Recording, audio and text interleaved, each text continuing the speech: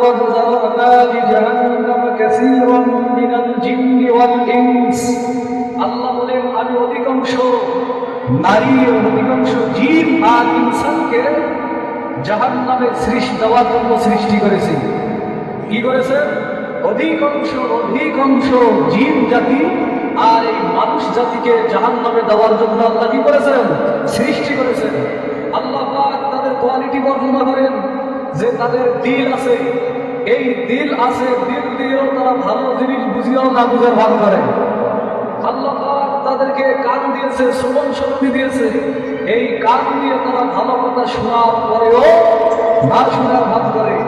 আল্লাহ পাক রব্বুল আলামিন এই যে তাদেরকে দিল দিলেন, অন্তর দিলেন, তাদেরকে শ্রবণ শক্তি দিলেন, দেওয়ার পরেও তাদেরকে দৃষ্টি শক্তি দিলেন, এই জিনিসগুলো দেখার পরেও তারা না দেখার ভান করে। এই কোয়ালিটি, এই পদ্ধতি মার্কা লোকদেরকে আল্লাহ পাক রব্বুল আলামিন জাহান্নামে দেওয়ার জন্যই সৃষ্টি করেছেন। আর জাহান্নাম মোটে 7টি। জাহান্নাম কয়টি? 7টি।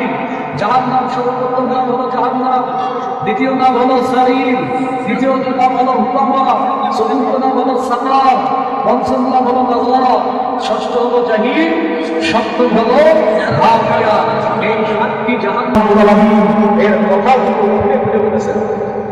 আল্লাহ পাক রব্বুল আলামিন বলেন ইন্না জাহান্নামা কানাত মিরসাদা লিত-তাগীনা মাআবা লাবিসিনা ফিহা আহকাবা লা ইয়াযুকুনা ফিহা বারদান ওয়ালা শারাবা ইল্লা হামিমান ওয়া গাসসাকা জাযাআ।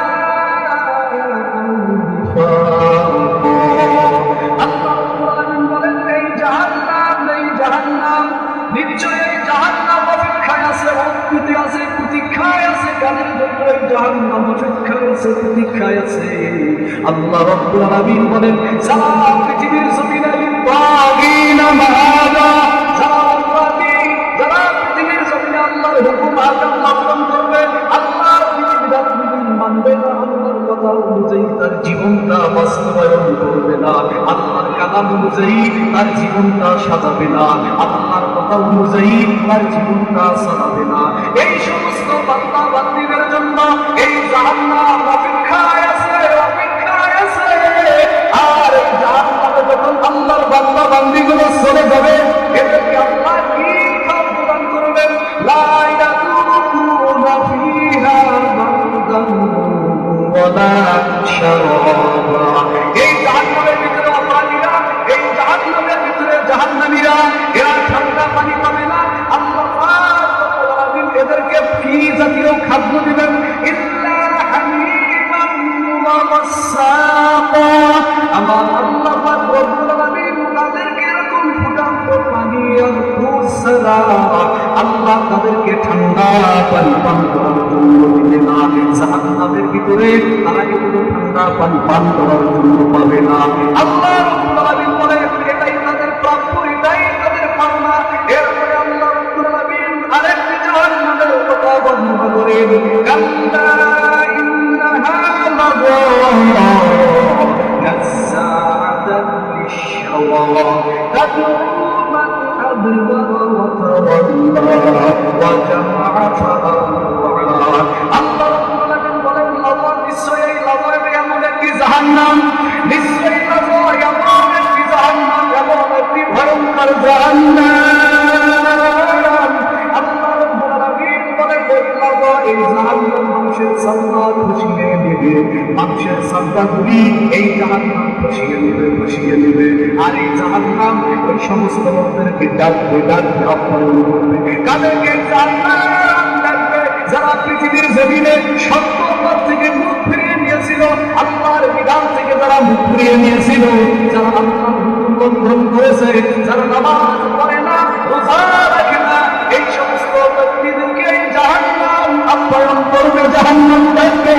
আর তাদেরকে ডাকবে ওই সমস্ত ব্যক্তিদেরকে যারা দুনিয়ার জমিনে মাল সম্পদ জমা করে রেখেছিল, রাখার পরে ওই মালগুলোকে যারা সংরক্ষণ করেছিল, ওই সমস্ত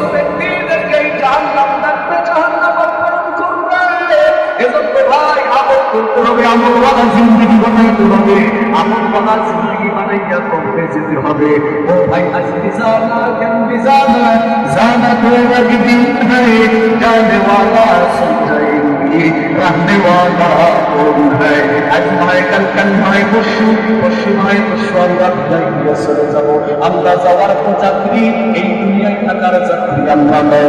সেটাই হবে জন্য জাহান্নামের আযাব থেকে জীবনকে রক্ষা করতে হবে, নেক আমল করে কবরে যেতে হবে, নেক আমল করে নৌকার জিন্দেগির ভিতরে নেক আমল করে জান্নাতের মানুষ হিসাবে জান্নাতি আমল করে ইহকালীন জগৎ ত্যাগ করে পরবর্তী জীবনে আমাকে যেতে হবে। আল্লাহ নেক আমল করে যাওয়ার তৌফিক দান করুন, সকলে বলেন আমিন। আল্লাহ ইয়া আল্লাহ তু মেরা মাবুদ হ্যায়, আল্লাহ ইয়া আল্লাহ তু মেরা মাশুক হ্যায়। আল্লাহ استشيرين بالسلام شير شاكر بالمهدى لم تمام أي برادر دون ما شفقا بدارك وطبن تقواتز ماري بغضن هات آبر زازنا يار بغضن زاني إيمان زنا يار بغضن আমার আপনাকে আমাকে নেক আমল করে কবর জগতে যেতে হবে। এই পৃথিবীর জমিনে যখন কোন নেককার বান্দাদের জীবনটা নেওয়ার জন্য আজরাইল আলাইহিস সালাম আসেন, আল্লাহর নবীজি বলেন আসমান থেকে আল্লাহর জান্নাত থেকে সেই নেককার বান্দাদের জন্য আজরাইল আলাইহিস সালাম এরকম জান্নাতি কাপড় নিয়ে চলে আসে, জান্নাতি সুগন্ধ নিয়ে চলে আসে। আমরা তো দুনিয়ার সামান্য নরমাল কাপড় দিয়ে মানুষকে দাফন করে দেয়। এই কাপড় কেন? এটা তো দুনিয়ার সামান্য নরমাল কাপড়, কিন্তু যারা আমল করা জিন্দেগি বানাইয়া দুনিয়ার থেকে বিদায় নিয়ে চলে যাবে, কি নারী কি পুরুষ, যেই ব্যক্তিরা আল্লাহ ওয়ালা জিন্দেগি জীবন কাটাইয়া আল্লাহর সাথে সম্পর্ক রাখিয়া যারা দুনিয়ার থেকে বিদায় নিবে, ওই সমস্ত বান্দা বান্দীদের জন্য আমার আল্লাহ পাক রব্বুল আলামিন জান্নাত থেকে জান্নাতি কাপড় আল্লাহ বানাইয়া দিবেন। ওই সমস্ত বান্দা বান্দীদের জন্য আমার আল্লাহ ওই সমস্ত বান্দা বান্দীদের জন্য জান্নাতি খুশবু ফেরেশতারা দিয়ে আসবে তাদের জন্য। যখন আজরাইল আলাইহিস সালাম নেককার বান্দা দুটা কলেজ করার জন্য আসবে, নেককার বান্দা দুটা দেওয়ার জন্য আসবে, সেই মুহূর্তে আজরাইল আলাইহিস সালাম জানাবে সেই মুহূর্তকে। এরপরে বলবে ও আল্লাহর বান্দা, রব্বে কারীম তোমার উপর রাজি, আল্লাহ তোমার উপর সন্তুষ্ট হয়েছে, তুমি আল্লাহর সন্তুষ্টির দিকে বাইর হয়ে আসো। এবং বলার সঙ্গে সঙ্গে তার রূপে এমন ভাবে বাহির হয়ে আসবে, তার রূপে এমন সহজে বাহির হয়ে আসবে। ও দুনিয়ার মুসলমান, রূপে এমন সহজে বাহির হয়ে আসবে যেরকম গ্লাসের ভিতরে পানি আর জলের ভিতরে পানি রাখলে যত কাজ করলে যত সহজে পানিগুলো বাহির হয়ে যায়। একজন আল্লাহওয়ালা নেককার মুত্তাকির বান্দা বান্দির রূপটা এরকম সহজে বাহির হয়ে যাবে। এরপরে রূপটাকে জান্নাতি পোশাক পরানো হবে, এরপরে জান্নাতি খুশবু লাগানো হবে। দূর বিক্ষমান ফেরেশতারা এসে রূহটাকে নিয়ে সংবর্ধনা জানাবে, রূহটাকে নিয়ে প্রথম আসমানের দিকে রওনা দিবে।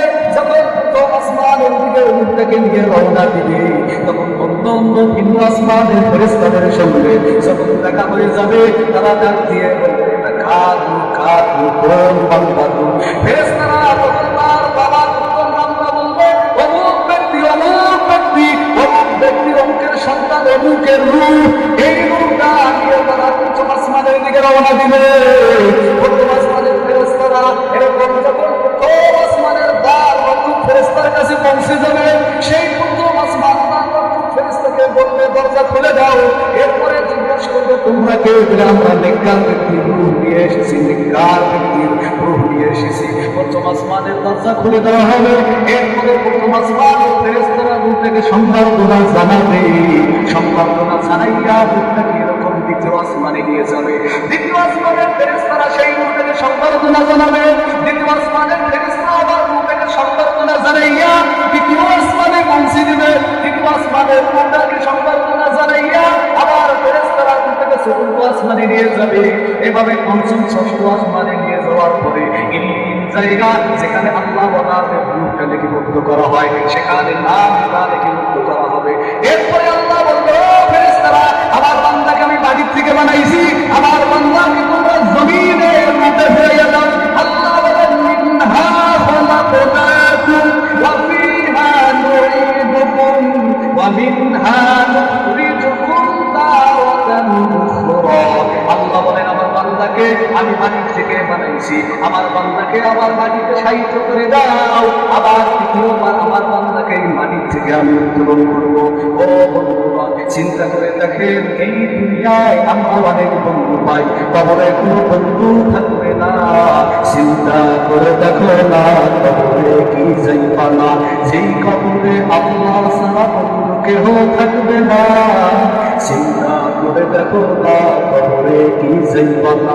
এই দুনিয়ায় সবে পর কবরে যেত অসম্ভব, এই দুনিয়ায় সবে পর কবরে যেত অসম্ভব। কেমন সেটাই থাকবা শুয়ে শুধু মাটির বিছানা। চিন্তা করে দেখো না, কবরে কি যাইবা না। চিন্তা করে দেখো না, কবরে কি যাইবা না। আজান কানে শুনিয়া কেমনে থাকে ঘুমাইয়া, আজান কানে শুনিয়া কেমনে থাকো ঘুমাইয়া, নামাজের লাগিয়া করে ঘুমাইয়া লাগে না। চিন্তা করে দেখো না, কবরে কি যাইবা না। যেই কবরে আল্লাহ ছাড়া অন্য কেহ থাকবে না, যেই কবরে আল্লাহ ছাড়া অন্য কেহ থাকবে না। অবশেষের ঠিকানা শুধুই মাটির বিছানা, অবশেষের ঠিকানা শুধুই মাটির বিছানা।